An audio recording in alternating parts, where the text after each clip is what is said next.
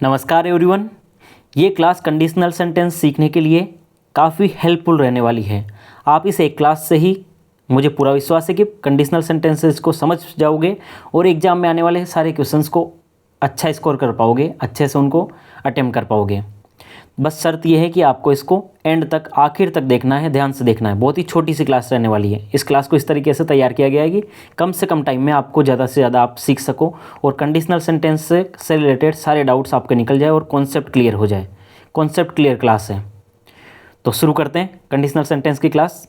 देखिए, पहला छोटा सा बात जान लेते हैं कि कंडीशनल सेंटेंस क्या है। हम बिल्कुल बेसिक से लेकर एडवांस तक सीखेंगे पूरा, बहुत ही कम टाइम में। तो कंडीशनल सेंटेंस होते क्या है ये देखिए। तो कंडीशनल सेंटेंस वे वाक्य होते हैं जो किसी शर्त या परिस्थिति के आधार पर कोई नतीजा या परिणाम दिखाते हैं। ये सिंपल सी डेफिनेशन है इसकी। मतलब एक तरफ क्या होगी, एक तरफ शर्त होगी, सेंटेंस में शर्त होगी और उसी सेंटेंस में दूसरे क्लॉज में उसका क्या दिखा दिया जाएगा, रिजल्ट दिखा दिया जाएगा, परिणाम दिखाया जाएगा। शर्त और परिणाम दोनों होंगे, तो वो होता है कंडीशनल सेंटेंस। ठीक है, अब आपको देखना ये है, पहले बेसिक से चलते हैं सिंपल सा। तो कंडीशनल सेंटेंस से usually has two parts. Conditional sentence के सामान्यतः कितने पार्ट्स होते हैं? जनरली हमेशा सामान्यतः दो भाग होते हैं इसके। दोनों भाग आपको खास ध्यान से देखने समझने। पहला पार्ट कंडीशनल क्लोज होगा। पहला कौन सा होगा? कंडीशनल क्लोज होगा। एक ही सेंटेंस होंगे जिसमें दो क्लोज होंगे, जिसे हम दो भाग बोल रहे हैं। तो कंडीशनल सेंटेंस के दो भाग होते हैं, यानी कि दो क्लोज होते हैं। पहला कंडीशनल क्लोज, जिसे और क्या बोला जा सकता है? If close. क्या बोला जा सकता है? If close, introduced by if. क्योंकि ये जो कंडीशनल क्लोज है ये किससे शुरू होगा? ये सेंटेंस किससे शुरू होगा? इसमें इफ होगा, इफ से शुरू होगा ये। तो ये इफ क्लोज भी कहलाता है और कंडीशनल क्लोज भी कहलाता है। मतलब कि शर्त इसी क्लोज में दी जाएगी, वाक्य में जो शर्त होगी वो इसी क्लोज में होगी। दूसरा पार्ट देखिए, द रिजल्ट और मेन क्लोज। तो जो सेंटेंस का, कंडीशनल सेंटेंस का दूसरा पार्ट है वो कौन सा होगा? रिजल्ट क्लोज कह लो इसे, या फिर मेन क्लोज कह लो। इसमें रिजल्ट होगा। ये क्या दिखाता है? ये दिखाता है कि अगर शर्त पूरी हो जाती है, if the condition is true, तो क्या होता है, फिर क्या होगा, रिजल्ट क्या होगा, वो ये रिजल्ट क्लोज दिखाएगा, मेन क्लोज दिखाएगा। तो आपको ये बात समझ में आ गई। इसे अब हम एग्जाम्पल से समझते हैं। सिर्फ एक एग्जाम्पल से क्लियर हो जाएगा। देखिए एग्जाम्पल के लिए इसे, if it rains I will stay home. देखो पहले तो कंडीशनल क्लोज कौन सा है? ये कंडीशनल क्लोज है, ये कंडीशनल क्लोज है। पता चल रहा है? कैसे पता चल रहा है? देखो इफ से शुरू हो रहा है, इफ क्लोज है ये, मतलब इसमें ही कंडीशन है। और ये कौन सा क्लोज हो गया? ये रिजल्ट या मेन क्लोज हो गया। इसके अंदर रिजल्ट है। अगर ये शर्त पूरी हो जाएगी तो इसका रिजल्ट ये निकलेगा, ये होता है। तो ये रिजल्ट, ये वाला रिजल्ट मेन क्लोज हो गया और ये कंडीशनल क्लोज हो गया। कहना क्या जा रहा है? इफ इट रेन्स, अगर बारिश होगी, आई विल स्टे होम, तो मैं घर पर रुकूंगा। शर्त क्या है? अगर बारिश होगी तो मैं घर पर रुकूंगा। तो ये शर्त है और ये रिजल्ट है। तो आपको यहाँ तक क्लियर है? आगे चलते हैं। अब there are 4 main types of conditional sentences. Conditional sentence के कितने प्रकार होते हैं? 4 मेन प्रकार होते हैं। 4 मेन प्रकार होते हैं। इन 4 मेन प्रकारों से ही, इन 4 मेन टाइप से ही एग्जाम्स में क्वेश्चन बनते आते हैं हमेशा, और बनेंगे, आगे भी बनते जाएंगे। तो आपको अब ध्यान से देखना है। तो 4 मेन टाइप्स की बात करें कंडीशनल सेंटेंस की। पहला टाइप जिसे नाम क्या दिया गया है? जीरो कंडीशनल बोलेंगे। इसे क्या बोलेंगे? पहला तो टाइप 1 है, लेकिन नाम क्या है? जीरो कंडीशनल सेंटेंस है। इसमें क्या होता है? डिस्क्राइब जनरल यूनिवर्सल ट्रूथ्स और फैक्ट। इसके अंदर जो तथ्य, सार्वभौमिक सत्य तथ्य होते हैं, उनको बताया जाता है, उनको दिखाया जाता है। सार्वभौमिक सत्य तथ्य जानते हो ना? जो साइंटिफिक ट्रूथ है, यूनिवर्सल ट्रूथ है, सूर्य इधर से उगता है, उधर से वो होता है, 2 और 2 4 होते हैं, अगर तुम बर्फ़ को गर्म करते हो तो पिघलती है। हाँ, और वैसे बहुत सारे हम पढ़ते आए हमेशा से ऐसे वाले फैक्ट।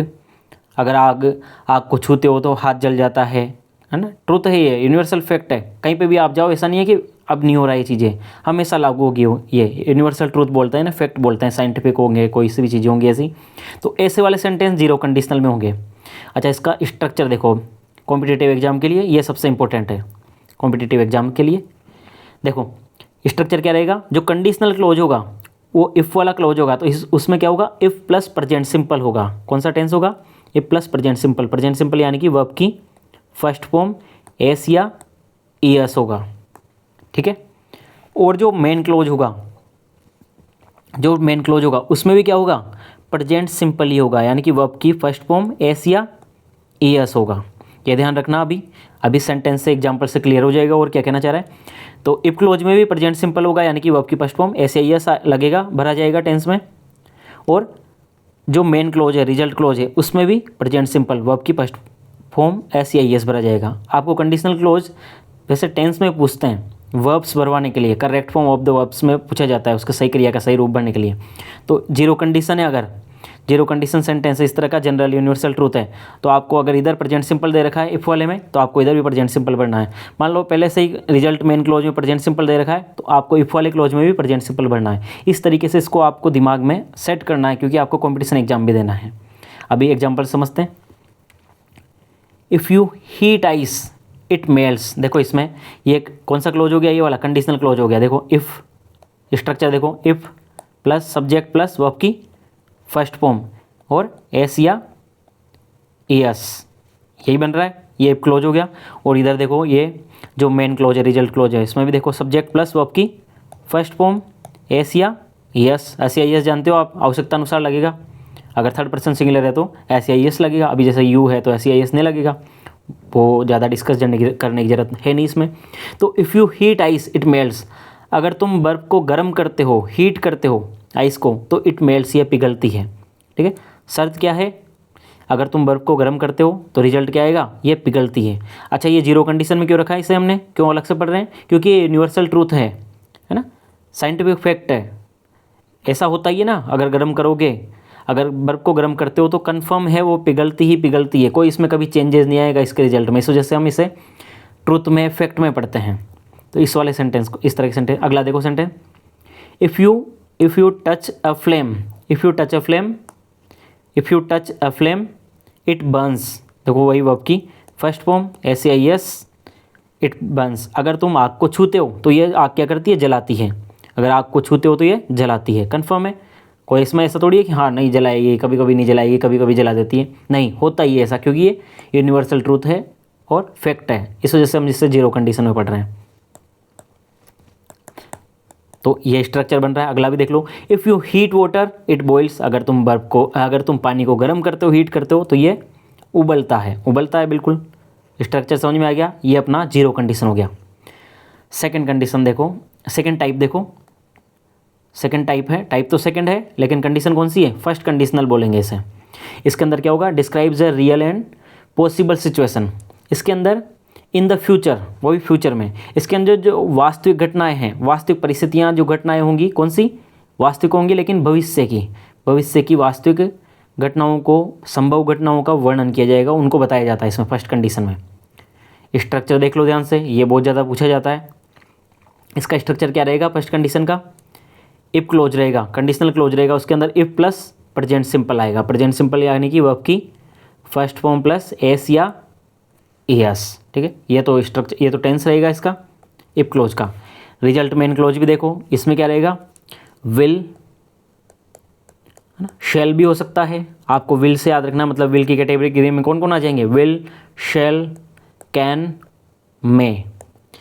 ये प्लस बेस वर्ब रहेगी। बेस वर्ब का मतलब मूल रूप, क्रिया का मूल रूप, सिर्फ वर्ब की फर्स्ट फॉर्म, कोई एस या एस नहीं।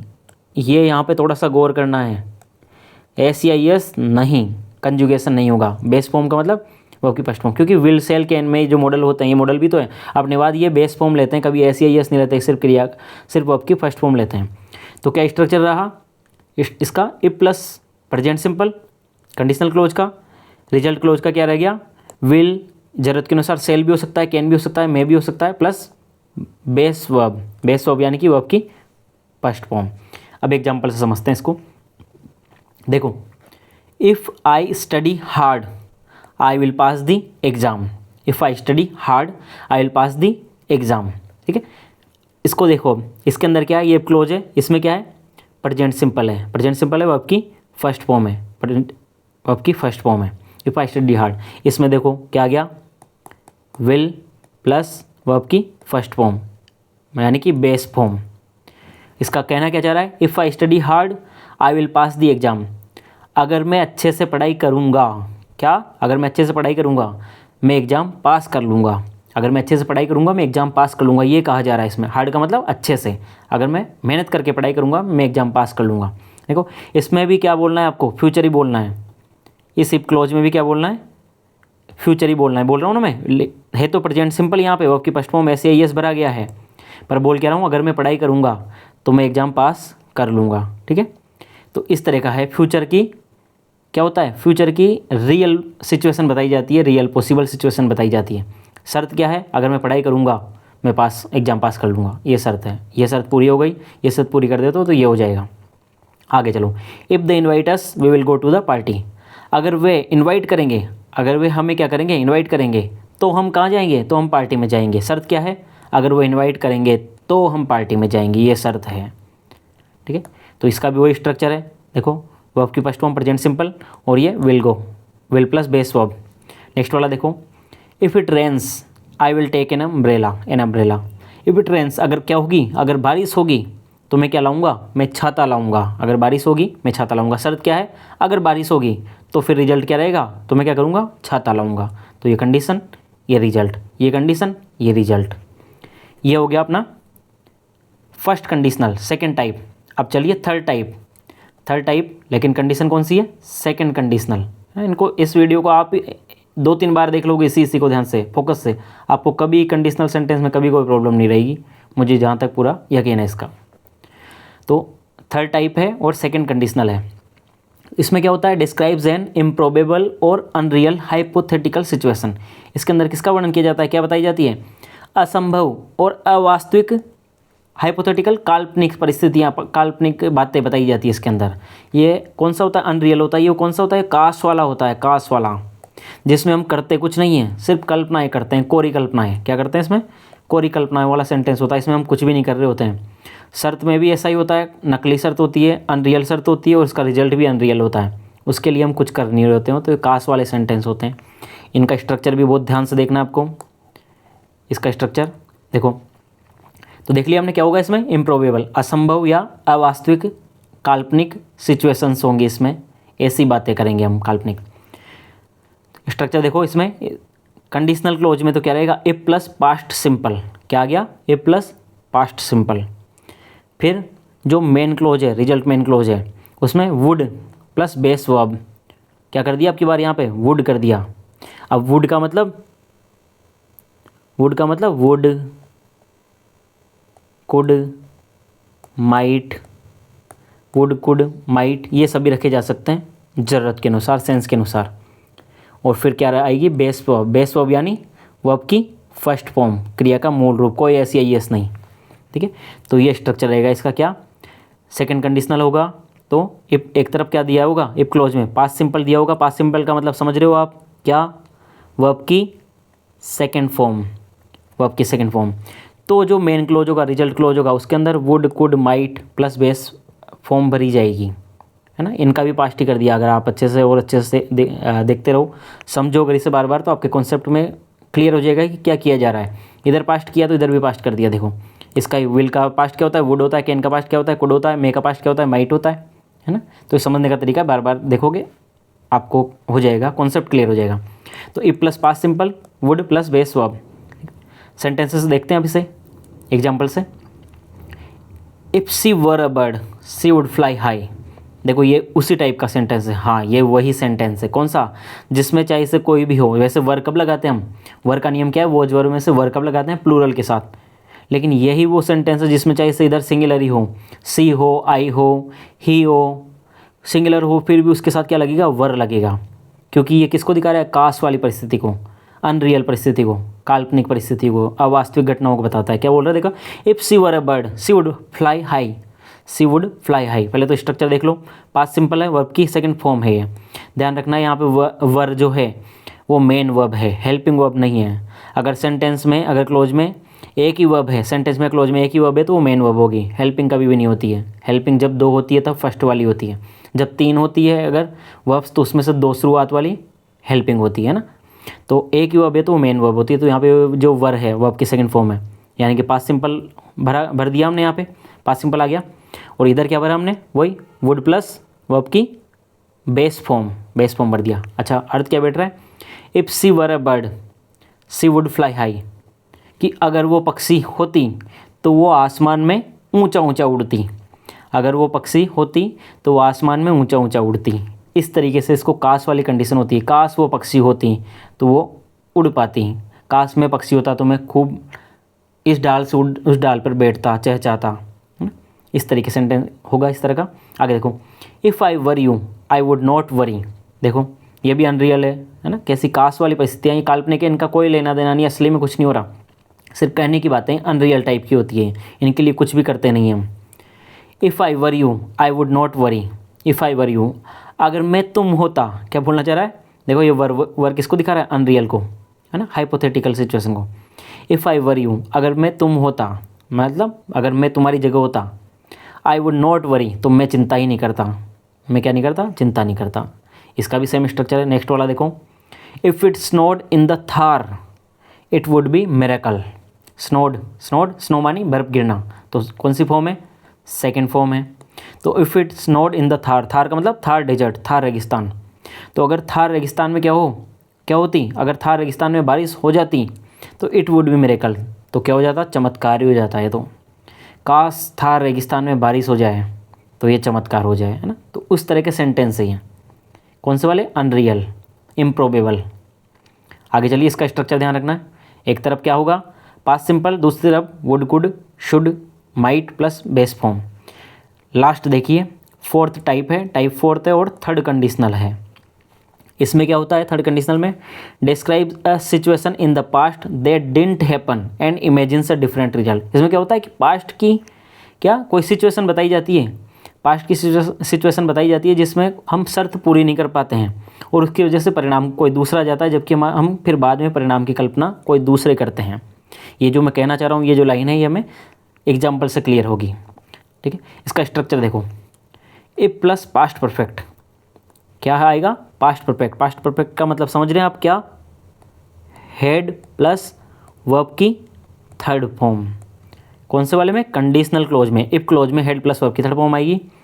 और जो रिजल्ट क्लोज होगा, मेन क्लोज होगा, उसमें वुड, वुड और हैव प्लस वर्ब की थर्ड फॉर्म। अच्छा, वुड के अलावा और क्या हो सकता था, सेंस के अनुसार कुड भी हो सकता था, वुड, कुड, माइट, ये भी हो सकते थे, सेंस जैसा सेंस होगा वैसा, ठीक है।